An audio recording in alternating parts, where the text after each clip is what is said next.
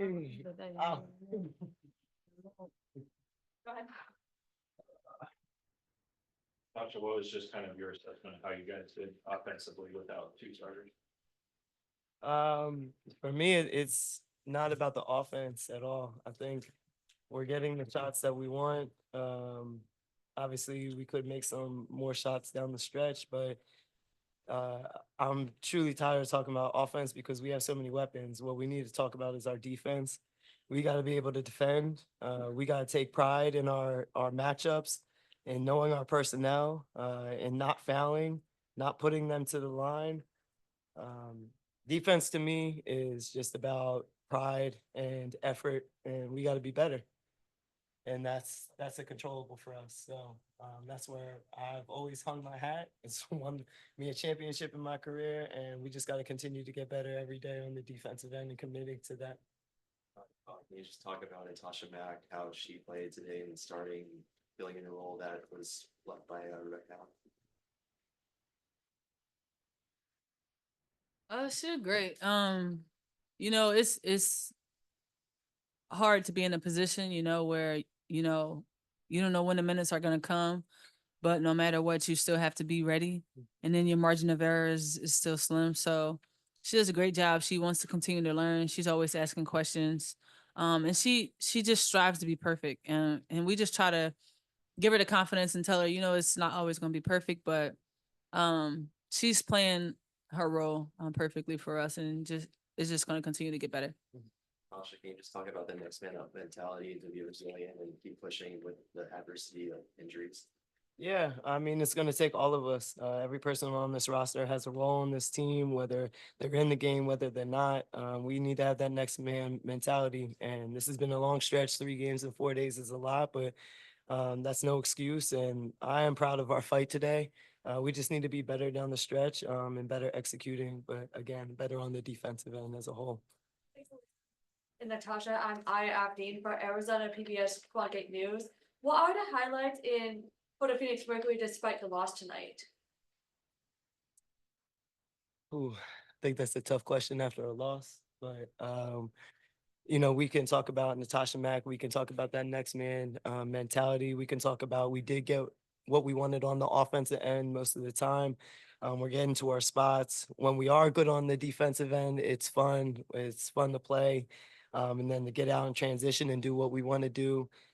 So there's a lot of good things that we could take away from tonight. And, while we're going to be hard on ourselves as leaders of this team and with taking 2 losses, there is a lot of good things that we're going to continue to carry over. But to be great, you got to be real about where your shortcomings are right now.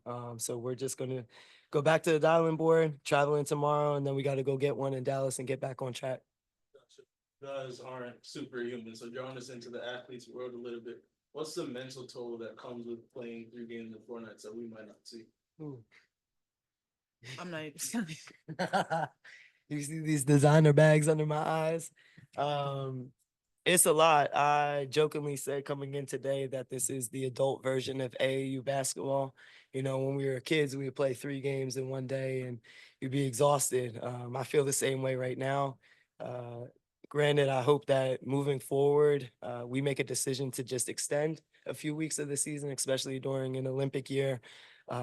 It just protects players mentally, emotionally, physically, all those things. We have a game yesterday at noon. We get a little bit of rest, and then we're back at it again today. The tolls that it takes on your body with playing, 30 plus minutes, that's a lot. So you're not going to hear any complaints for us. We still had to show up today. We got 40 minutes in us every single night, but it does definitely take a toll mentally, emotionally, and physically on our bodies. You're halfway through the season, 20 games in. 19. Overall, how would you grade this team based on where you're at? I'm not big into grades. I don't know about you. Yeah, I was gonna say whatever Tosh said. So I'm just not big into grades. I think you can be real about certain things that you need to fix, but also understanding that this is while there might be some of the core, this is still a brand new team that came together at the beginning of the season. We've been doing a great job. We're very critical on ourselves, but yeah, I'm not into grades, so I don't know what grade that you would give our team, but I know it's just about being that 1% better every day, being real about where we need to be better at, and then progressing forward. But yeah, I wasn't really a school person, so I don't know about grades. I got E for eligible when I was in school. That's what I was worried about. It's actually kind of going off of that, though. 6 games left before the All-Star break. What do you want to see from this team, especially with those 5 games on the road? It is a tough stretch coming up. She said Natasha. Oh my God, We did it one once. yeah. Honestly, we need to start with Dallas. We've gone into this stretch with, knowing that we had 9 games before the All-Star break, taking it one game at a time, but now dropping 2. The reality is that we have to go get a win on the road. And I think it's a challenge to us. It's a challenge to this team that we need to be better on the road. We need to be able to pack our road warriors in our suitcases. We got to go get one. That's just the reality of it. But we want to feel good going into All-Star. We want to try to get above 500 before the All-Star, and that's really important to us. So we're going to regroup. We're going to get some sleep and some rest tonight and tomorrow on our travel day. And then the same dogs are going to come into that Dallas game. We go into every game thinking that we're going to win. We go into every game having each other's backs, and I think that's the most important thing. Our chemistry is never going to falter. The culture in our locker room is never going to falter. We still have all the belief in this team, and we're going to make this push before All-Star break. So then Kyle, I'll ask you, mentally, emotionally, where are you at right now? Coming off back-to-back losses, 6 games before the All-Star break, and you're going to Paris to play in your first Olympics. So where are you at right now? I'm fine. I'm blessed for this to be my job. I wake up every day and I get paid to play. I'm surrounded by a great group. Shout out to Tosh. Oh my God. Whew.